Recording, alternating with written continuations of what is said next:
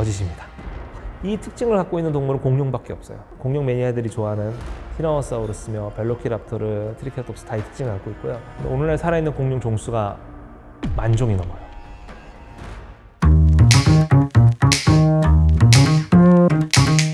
안녕하세요. 저는 국립가천과학관에서 공룡을 연구를 하고 있는 박진영 박사라고 합니다. 얘기해볼 주제는요, 공룡이 과연 멸종을 했는지, 멸종을 하지 않았다면 어떤 형태로 지금 살아있는지에 대해서 얘기를 해볼까 합니다. 공룡이 무엇이냐면요, 정말 좋은 질문입니다. 세 가지로 이렇게 정의를 내려요. 일단은 우리가 흔히 공룡의 시대라고 하는 중생대 때 살았던 동물, 그리고 육지에서 살았던 동물, 파충류인 동물이라고 소개를 하는데 거짓입니다. 거짓이에요. 많은 사람들이 그렇게 하는 경우들이 있는데, 공룡을 연구하는 사람한테 공룡이 뭐예요? 라고 질문을 하면요, 트리케라톱스랑 집참새의 공통조상에서 기원한 모든 동물이다 라고 얘기를 할 겁니다. 트리케라톱스는 다 아시죠? 지금으로부터 6,600만 년 전에 살았던 3개의 뿔이 달려있는 초식공룡이고요. 집참새는 여러분들이 알고 있는 참새, 이 두 동물의 공통조상이 있어요. 지금으로부터 거의 2억 4천만 년 전에 살았던 동물이고요. 그 동물에게서 기원한 모든 후손들을 묶어서 저희는 공룡이라고 부릅니다. 저희가 흔히 공룡하면 떠오르는 친구들이 있죠. 저희가 알고 있는 공룡의 극히 일부분에 불과해요. 과학자들이 이제 화석으로서 확인을 한 공룡의 종수가 1,000종이 조금 넘습니다. 근데 오늘날 살아있는 공룡 종수가 10,000종이 넘어요. 보통 이제 공룡 하면은 제일 먼저 떠오르는 단어가 오늘날 존재하지 않는 동물이라고 많이들 생각을 합니다.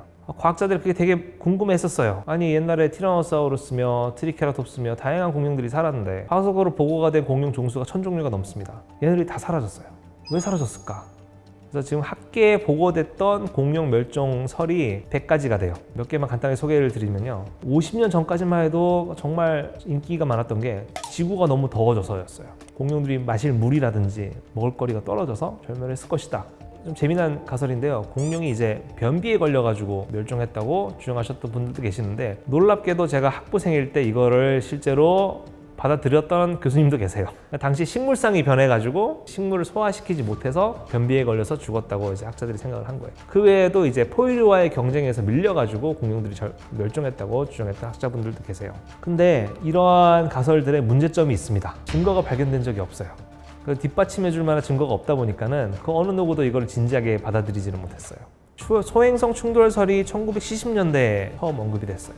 그거를 이제 어떤 학자분이 알아냈는데, 그분이 지층을 연구하다가 공룡의 시대가 끝나는 지점과 포유류의 시대, 신생대가 시작하는 그 지층 사이에 얇은 하얀색 진흙층이 나온다는 거를 그 사람이 알아냈어요. 알바레즈라는 사람인데요, 그 성분을 분석해봤더니 이리듐이라고 하는 되게 희귀한 원소가 나온다는 걸 알아냈습니다. 이 이리듐이 어디서 나오냐면 주로 이제 운석에서 나와요. 소행성 충돌이 있었을 것이며, 이 소행성 충돌로 인해서 환경이 급변화해서 공룡들이 멸종했을 것이다 라고 보고를 합니다. 이걸 엄청 먹었어요. 재밌게도 그거를 학계에 보고했던 그 해에 소행설이 충돌했던 장소를 학자들이 찾아내요. 지금의 멕시코예요. 유카탄 반도라고 있습니다. 카리브해 쪽에 있는 곳인데, 거기에 어마어마하게 큰 운석구를 각자들이 찾아냅니다. 소행성의 크기를 한번 계산을 해봤어요. 해봤더니 지름이 10km 정도 되는 운석이 나온 거예요. 지름이 10km 정도 되는 돌덩어리라면 잘 상상이 안 되겠지만 에베레스트산 만하다고 상상하시면 좀 더 이해하기가 쉬울 거예요. 지금으로부터 6,600만 년 전 지구와 충돌을 한 거예요. 그냥 단순히 암석 덩어리가 지구와 충돌해가지고 이렇게 대멸종이 일어난 게 아니라, 이 암석이 비스듬하게 지구와 충돌을 하거든요. 북쪽 방향으로 해서 30도 각도로 지구와 충돌을 해요. 운석이 비스듬하게 내리꽂은 거예요. 지각의 일부분을 뜯어냈어요. 에베레스트 산 30개 정도의 암석이 하늘로 날아갔고요. 그 중에 일부는요, 화성까지 날아갔고요. 일부는 달로 떨어졌어요.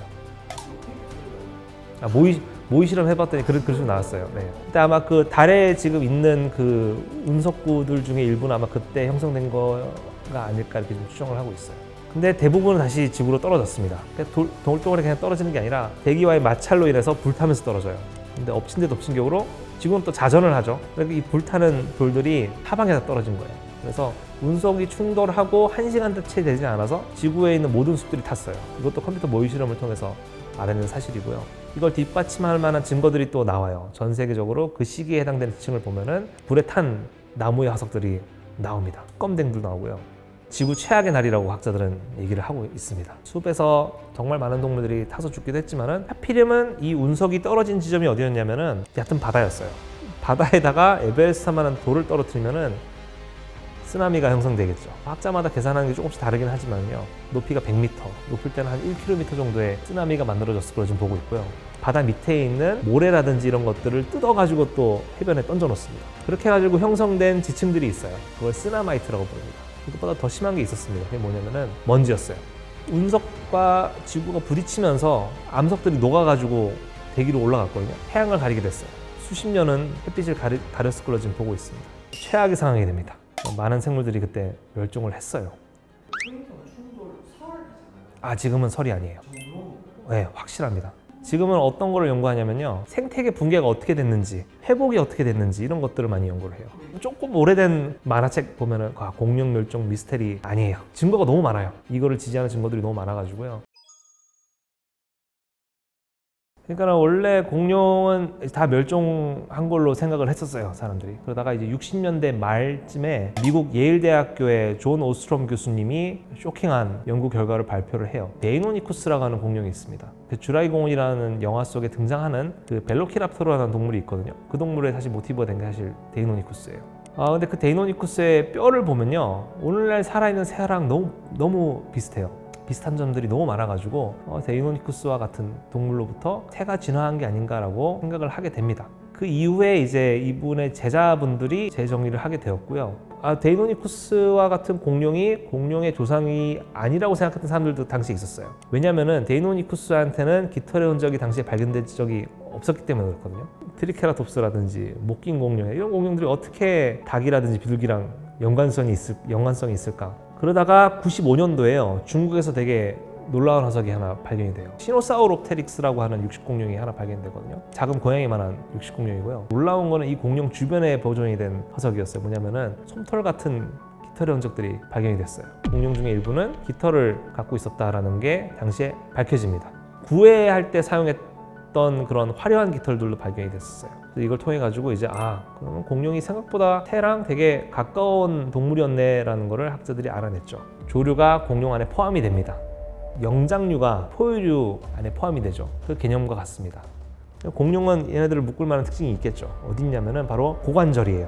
허벅지뼈랑 골반 부위가 만나는 부위가 있어요. 고관절 부위인데 거기가 뻥 뚫려 있습니다.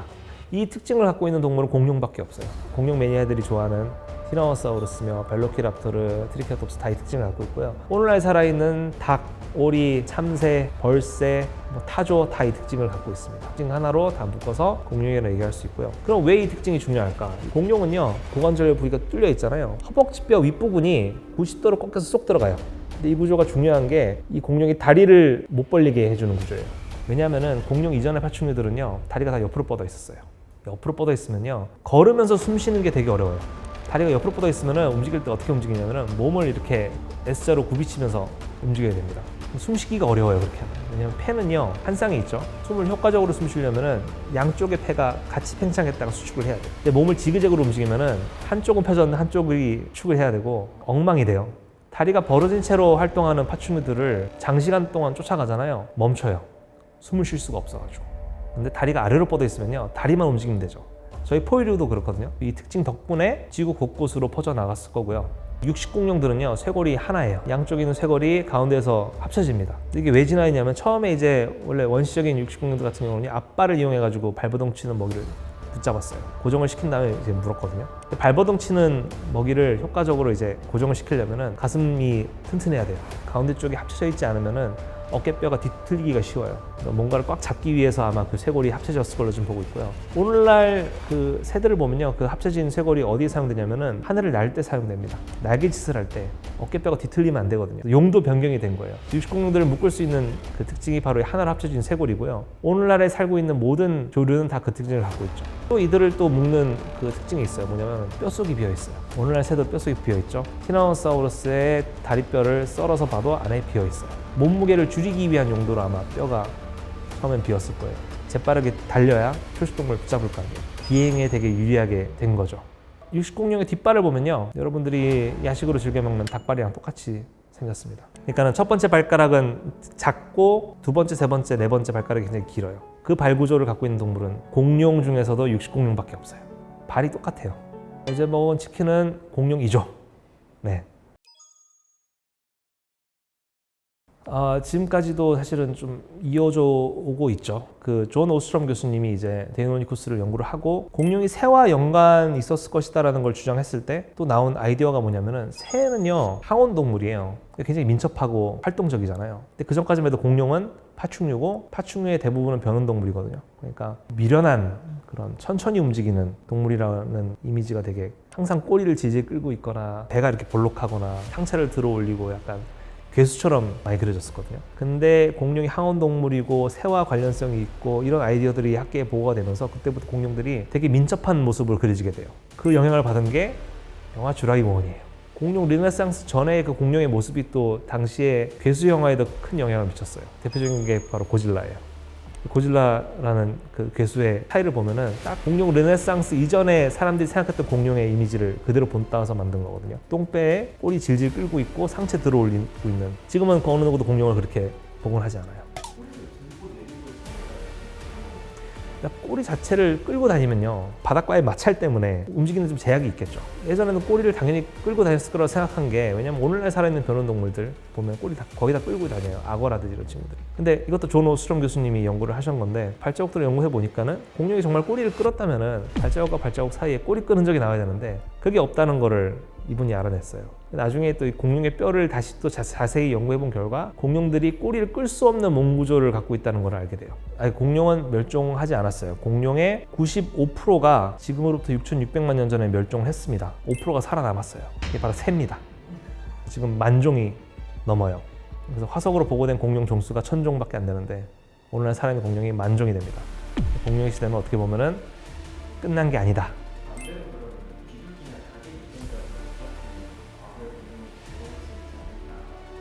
네네. 실제로 지금 그 진행하고 있는 프로젝트 중 하나예요. 지금 미국에서요. 그러니까 닭의 배알을 이용을 해가지고 우리가 좋아하는 그런 공룡의 모습으로 만들려는 시도를 하고 있습니다.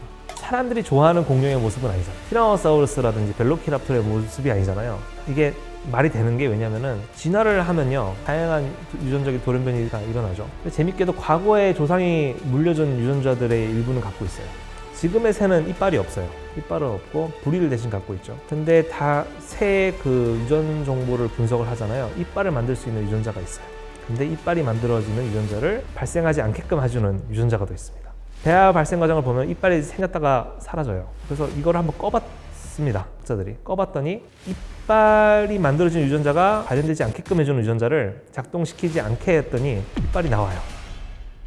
이제 그 다음에 다리죠. 앞발. 닭의 배아 발생 과정 중에 보면은 발가락이 3개였다가 어느 순간 합쳐집니다. 이것도 유전자가 다 있어요. 이거를 하나를 없앴더니 합쳐지지를 않는 거예요. 그러면 앞발가락이 3개 있는 병아리를 만들 수가 있는 거죠. 그래서 지금 꼬리를 지금 바꾸고 있다고 제가 들었어요. 예전에 살았던 공룡 꼬리가 길죠. 배아 발생 과정 중 보면은 꼬리가 길어졌다가 짧아져요. 그래서 그러면 그걸 끄면 되겠다고 했는데 껐더니 병아리가 죽었어요. 계속 죽어가지고 이걸 그럼 다른 방법으로 꼬리를 길게 만들어야겠다 해서 지인 에디팅을 지금 하고 있어요. 유전자 편집을 해서 꼬리가 긴 동물의 그 유전자를 잘라서 이식을 하는 방법을 지금 알 속에 있는 병아리를 부화는 시키면 안 되는 걸로 알고 있어요. 근데 나중에 모르죠. 나중에 법이 좀 바뀌어가지고 그게 또 이걸 왜 만드냐라고 질문하시는 분들이 꽤 많아요. 왜 굳이 이 짓을 하느냐? 쥬라기 공원 못 봤냐? 그 KFC 프라이드 치킨을 시키면은 한 조각이 더 나올 거다. 이거를 옹호하시는 분들은 이제 교육 목적으로도 되게 좀 좋을 것이고 반려동물로도 인기가 좋을 것이며, 저는 조금 반대하는 게요. 거의 어마어마한 돈이 들어가고 있거든요. 차라리 그 돈이면은 오늘날 멸종의 길을 걷고 있는 생물들을 살리는데 충분한 돈이기 때문에 차라리 그런 데 쓰이는 게 더 낫지 않을까. 그리고 이렇게 해서 만든 공룡이 실제 벨로키랍토르나 티라노사우루스는 아니에요. 유전자 변형된 닭인 거예요. 그냥. 즐겁습니다. 공룡에 대해서 얘기를 하는 게. 저는 공룡이 참 재밌는 동물들이에요. 그러니까 멸종을 했다는 걸로 굉장히 유명한데 정작 멸종하지 않은 그게 좀 되게 재밌는 것 같고요. 많은 사람들이 이것들 얘기하면 되게 신기해합니다. 우리가 흔히 얘기하는 공룡의 시대는 사실은 6,600만 년 전에 끝났지만은 이들은 지금도 진화하고 있다는 게 굉장히 이 점이 되게 흥미로운 것 같습니다.